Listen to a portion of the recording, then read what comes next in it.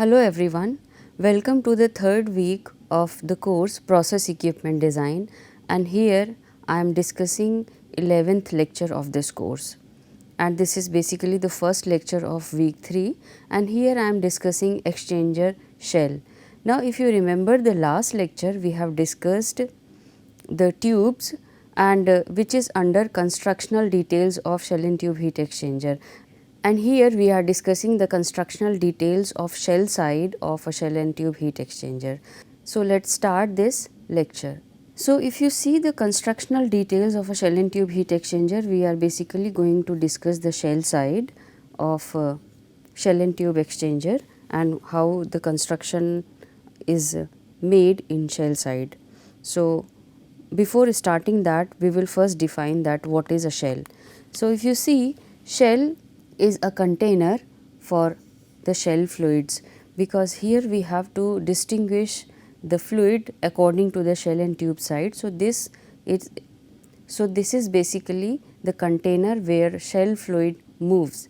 So it is basically cylindrical in shape, and when we consider the cross sectional view of the shell, it looks like a circular shape. It looks like a circular shape. Okay. However, in different application we have other shapes of shells are also, we have also other shapes of shells, such as when we consider the boiler. Okay. How the boiler looks like? Boiler is basically rectangle in shape. Okay. So when we consider its shell, it is basically rectangle, and at the periphery of the inner periphery of the boiler we have water tubes. So in that case, shell is not cylindrical, right. In the similar line, in nuclear heat exchangers, the shell is different than the circular or the cylindrical. So, and how we decide the shape of the shell? It will depend on the shape of bundle. Fine. And as far as material of construction is concerned, usually shells are made of carbon steel. And as far as its dimension is concerned, when we see the standards such as British standard BS 3274, which covers shells from 6 inches to 42 inches, right, where in mm it is 150 to 1067 mm. Okay. So, this is basically the diameter of the shell, and according to TEMA standards, up to 60-inch shells are available in shell and tube heat exchanger. Okay.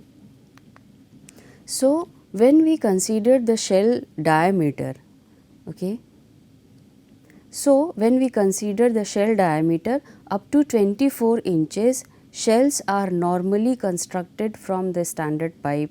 It means whatever pipes are available in the market, those pipe you can consider as a shell.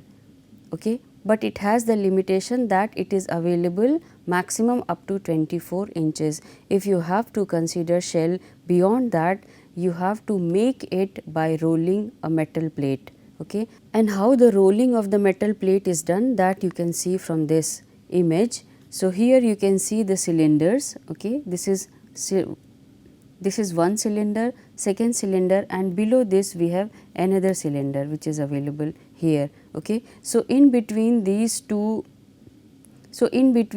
three cylinders, metal sheet is pressed, and because of the movement of this cylinder, the rolling takes place. Okay. So, that you can understand from this image. If you want to study that in detail, this is the link for this. Okay. So, in this way we have to, so in this way we prepare the shell through rolling. Okay. Now, if I say that shells is available in a particular diameter where pipe shell is also available and plate shell is also available. Okay. Pipe shell, if I am saying, it means pipes are already available in the market, and if I am saying plate shell, it means you have to roll the plate and prepare the shell. Okay. So, if the diameter is equal in both the cases, pipe shell becomes cheaper in comparison to plate shell, because of money involved in this rolling process, and that is the expensive process, right. So, if choice is available and your diameter is lying between both shell, that is pipe shell and plate shell, you should choose the pipe shell. Okay. And as far as shell thickness is concerned, that you can calculate through mechanical design, where pressure vessel design is discussed. Either it is a standard of Indian code or it is a British standard code, whatever. Okay. So in that way you can calculate the thickness, and how we should choose the correct shell diameter, that I have already discussed. Okay. But first of all we have to calculate how to but first of all we have to find to calculate the shell diameter. So, when I am considering the shell dia must be selected to give a close fit to the tube bundle as is practical, to reduce bypassing around the outer side of the bundle. So, actually what will happen when we select the diameter, we have to be very careful while deciding the space which is available in outer layer of the bundle and shell inside dia. Okay. Now, if you remember the classification of shell and tube heat exchanger, we have discussed that clearance is maximum in internal floating head, because the whole tube sheet is lying within the diameter of the shell, right. So, in that case clearance is very large. So, once I am having the large clearance, I have to invest a lot in shell diameter. Okay. So, whatever region is available, region means the gap or the clearance between outer layer of the bundle and the shell inside diameter, that section we call at bypass section. Okay. So, we should avoid that bypass section, and therefore, we have to select the diameter of the shell so that it gives tight fitting with the bundle. So, the shell diameter you can calculate, which should be equal to bundle diameter plus clearance, and clearance will depend on the type of heat exchanger along with the bundle dia. Okay. So, depending upon the type of exchanger, let us say if I consider internal floating head, their clearance must be very high in comparison to fixed tube sheet or U tube, like that. Okay. So, that part we will discuss in detail in the next slide. But before that we have to calculate bundle diameter, as shell diameter depends on the bundle diameter. Now, if I consider the bundle diameter, on which parameter bundle diameter should depend? The first is number of tubes. Right. Second is how the tubes are arranged in the tube sheet, either it is a square pitch, triangular pitch, or in other manner also, right. And apart from this, it will also depend on the tube passes. Okay. You see, bundle diameter we are calculating to calculate the shell diameter. So, I am just focusing on shell diameter, but it will depend on the partition plate which we are making or which is available in tube side, not in shell side. Okay. So, in all these parameters the bundle diameter depend. Now, considering this, if you see, we can calculate. So, considering these, we can calculate bundle diameter using this equation, where d naught is the outer diameter of tube, nt is total number of tube irrespective of the passes, right. And K1 and N1 are the parameters which depend on the type of pitch and the number of passes.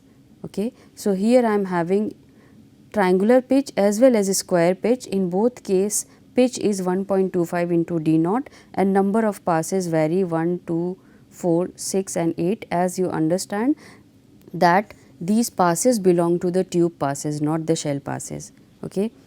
So, my point is, you should understand that bundle diameter depends on number of tube and how the tubes are arranged, fine. But why it will depend on the pass partition plate? Because that is not available in shell side. Okay. So, to illustrate that, we will first focus on the exchanger. Okay, this is the simple exchanger, this is the tube sheet, right.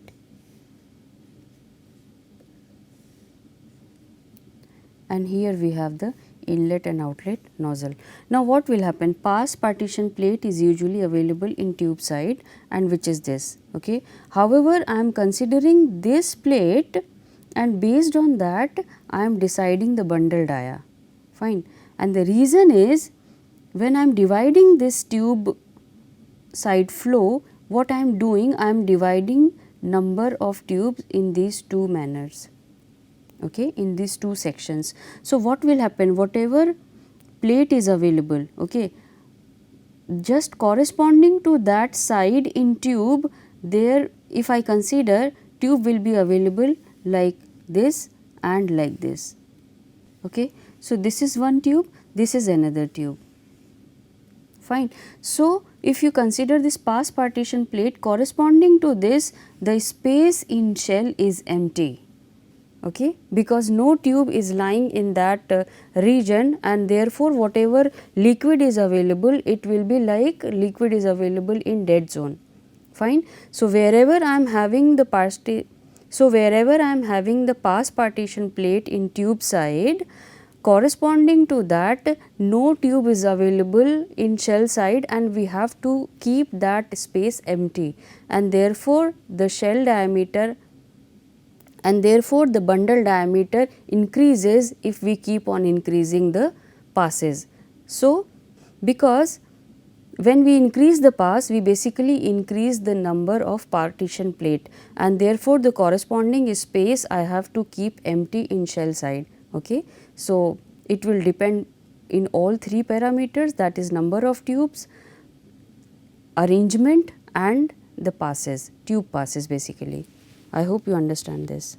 So once I am having the bundle diameter, I have to calculate the clearance. Okay. And that clearance, you should understand, it is basically the distance, or it is basically the difference between bundle dia and shell inside dia. Okay. If I am speaking about shell dia, I mean it is shell inside dia, not the outside dia, right. So here I am having the graph where different shell and tube heat exchangers are available, and accordingly we can have shell inside dia minus bundle dia. It means this is basically the clearance. Okay. And here bundle dia is shown. So depending upon the type of shell and tube heat exchanger, we can have the clearance. So bundle dia and the type of exchanger both. So here we have the fixed tube sheet, and here we have the U tube. So accordingly we can calculate, so accordingly we can see the clearance. Similarly for outside packed bed means external floating head. So external floating head has nothing to do with the bundle dia. So in this case the clearance does not depend on the bundle dia, right. However, if I consider a split ring floating head as well as internal floating head, the clearance depends on the bundle dia as well as the type of exchanger. Okay. Now here you can argue that why it depends on bundle dia, it should only depend on the type of exchanger. Okay.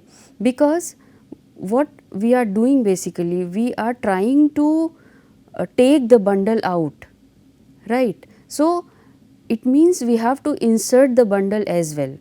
Fine. So when we are inserting this, we should provide sufficient space in the shell. Okay. So it will depend on the type of exchanger as well as the bundle diameter, because if bundle diameter is high or if the bundle diameter is large, we have to insert it carefully inside the shell, and so the space requirement will be high.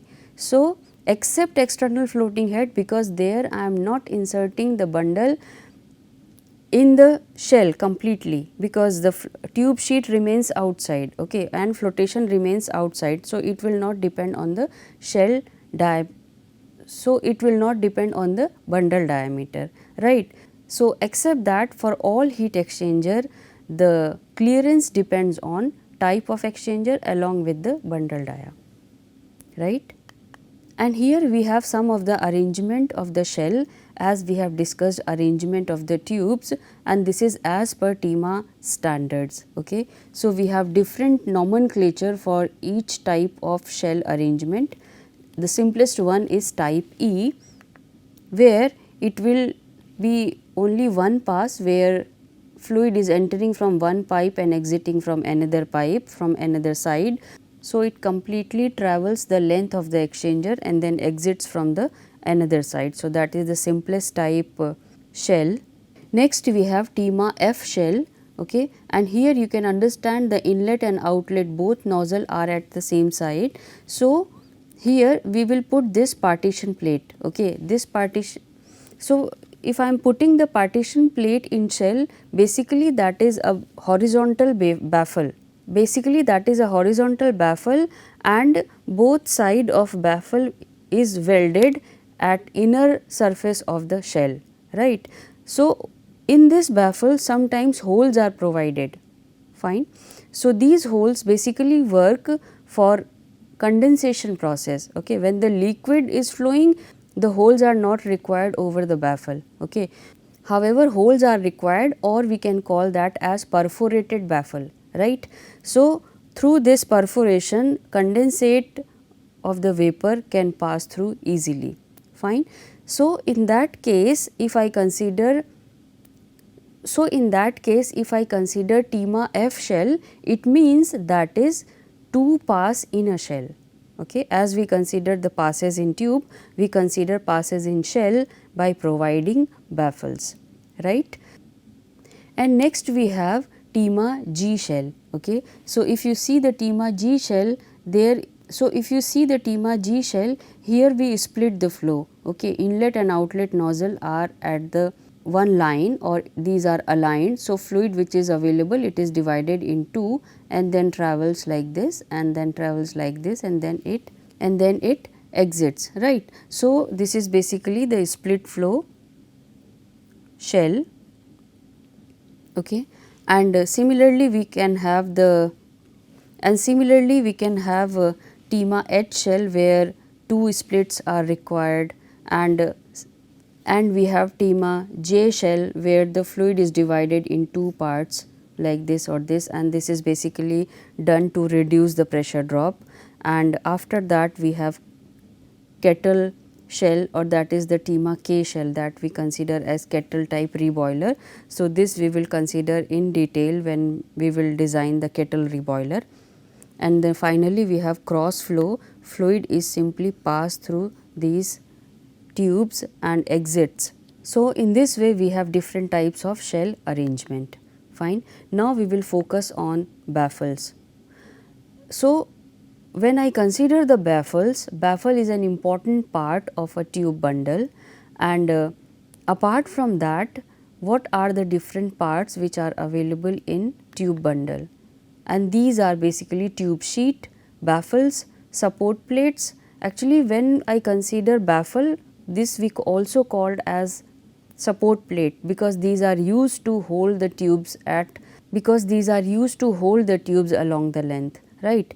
So, apart from this, tie rods and spacers are also a part of bundle, okay.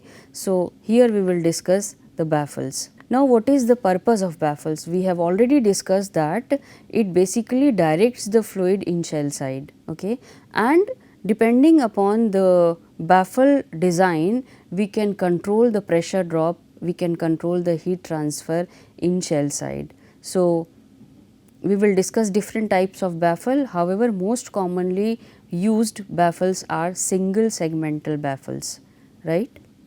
Now, as far as position of baffles are concerned, these are 2 types, okay. If you remember TEMA F shell or split flow shell, so in that case what you have observed? So, in that case what you have observed? You have seen that baffles are placed along the length, okay. So, that is basically longitudinal position, fine. And when I am considering baffles as a support plate to hold the tubes and to direct the fluid in shell side, we usually arrange that in transverse way, okay, which is perpendicular to the tubes, right. So, these are basically two position for the baffles. So, as far as transverse baffles are concerned, that may be classified as a plate baffles, and these baffles are used to support the tubes during assembly and operation and to direct the fluid in tube bundle at right angle to the tubes to achieve higher heat transfer coefficient. Okay. So, plate baffles are usually used to increase the turbulence in shell side. Fine. And as far as baffles are concerned, we have single segmental and double segmental baffles, and these are most frequently used due to their ability to assist maximum heat transfer, okay, due to high shell side heat transfer coefficient for a given pressure drop, okay, in a minimum amount of space. Fine. So, we have single segmental baffle. Segmental baffle means which has a cut. Okay. If I consider the complete baffle, some section is removed from this. Okay. So, you can consider this section as well as this section. So, the section which is the section in the bundle which is available between baffle tip and the shell, okay, like this. So, this section we call as window zone, right. So, and here we have double segmental baffles, where you can consider we can have a 3 set of each baffle. One is at the center and another section is available at top and bottom, but after some distance baffle spacing is kept between these. So, these are basically double segmental, and this is the single segmental baffles. Okay. Apart from this, we have triple segmental baffles also, and no tube in window segmental baffle, right. So, triple segmental baffle we have 3 different sets. One set is this, then slightly larger, and then the larger diameter. Okay. So, we have triple cut over here. So, we consider as triple segmental, and here we have no tube in window. As I have told you, this is basically the space which we call as the window zone. So, no tubes are available in window zone. So, accordingly we can make the cut. It means no holes are available in this section which I am calling as the window zone, right, and these are used basically to reduce the pressure drop. Okay. And further we have another type of baffle which we call as disc and donut baffle. So, you can consider this is basically the disc. So, you can consider this is basically the donut and this is the disc. Okay. So, we can place this accordingly and we can obtain the desired pressure drop and heat transfer coefficient. Okay. So, these baffles are these baffles are used in nuclear exchangers which has small perforation between tube holes in tube holes to allow a combination of cross flow and longitudinal flow for lower shell side pressure drop. So, in between also it has a hole, so that fluid can pass through this, and fluid can pass through these holes and move longitudinally along with the cross flow like this. Okay. So, these are different types of baffles. Now, as far as this course is concerned, we will only focus on segmental baffles. Okay. So, as far as segmental baffles are concerned, segmental baffle is a circle of near shell diameter from which a horizontal or vertical portion has been cut.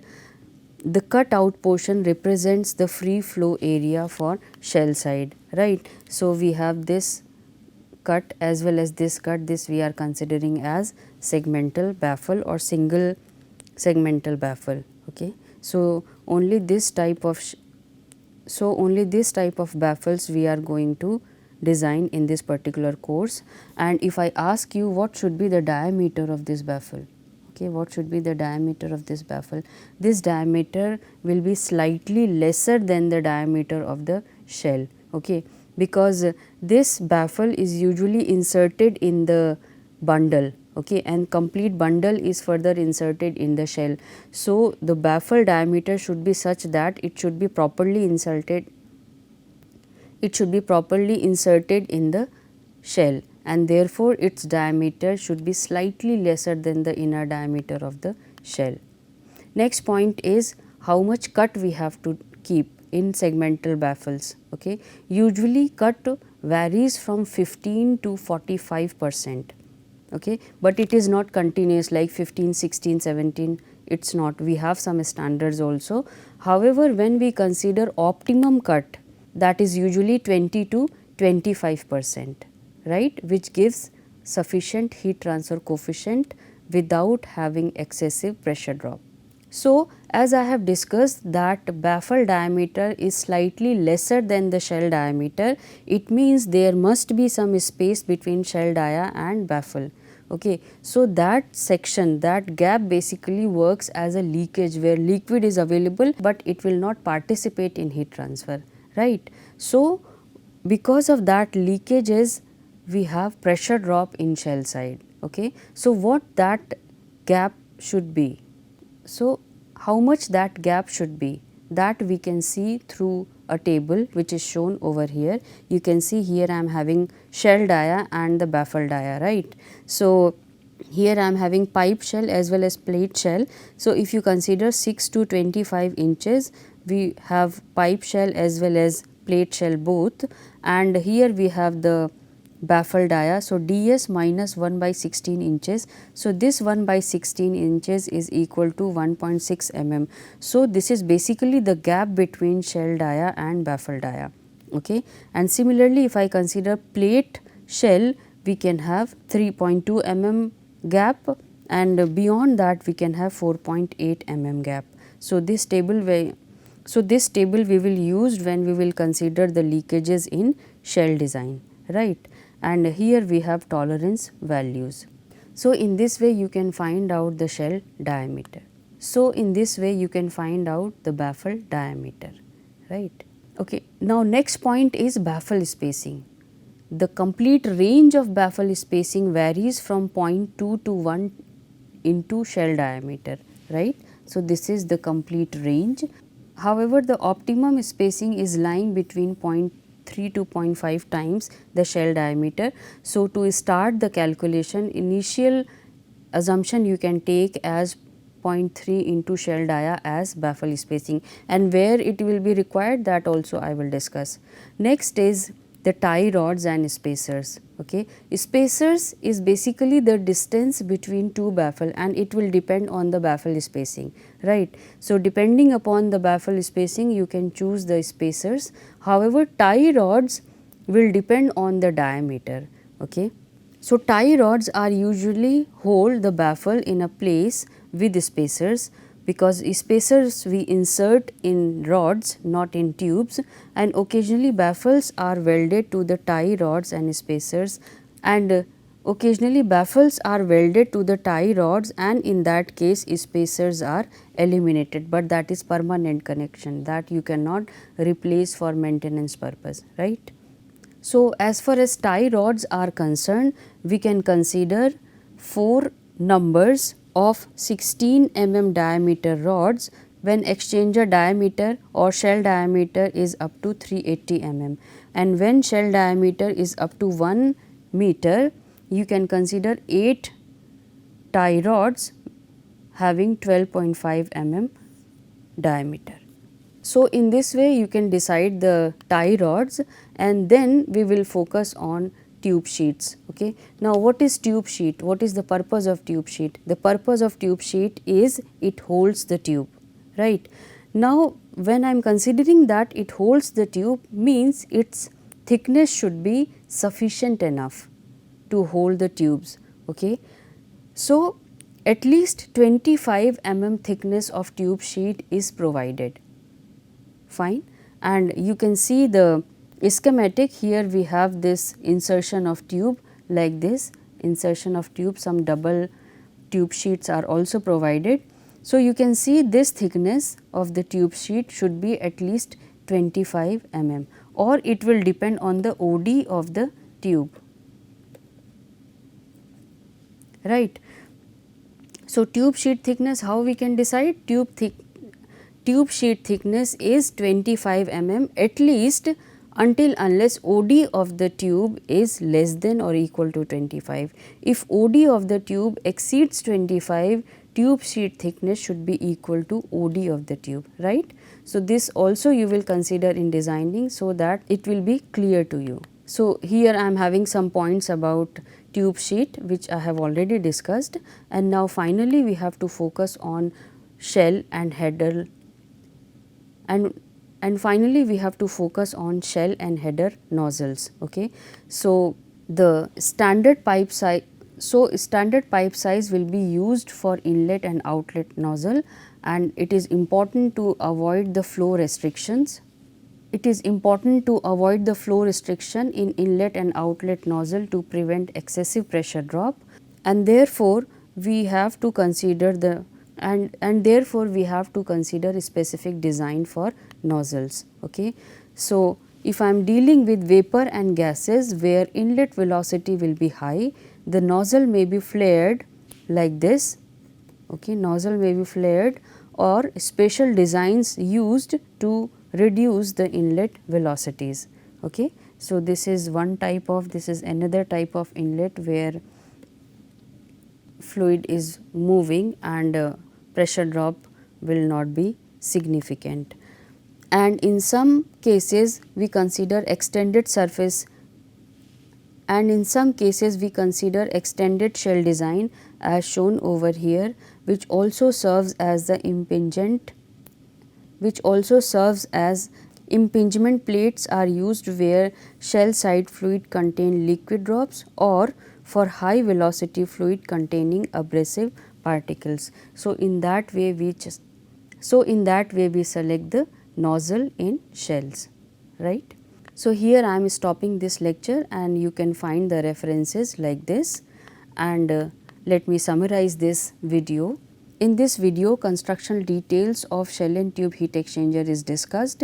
Types of shell, clearance and its diameter are discussed.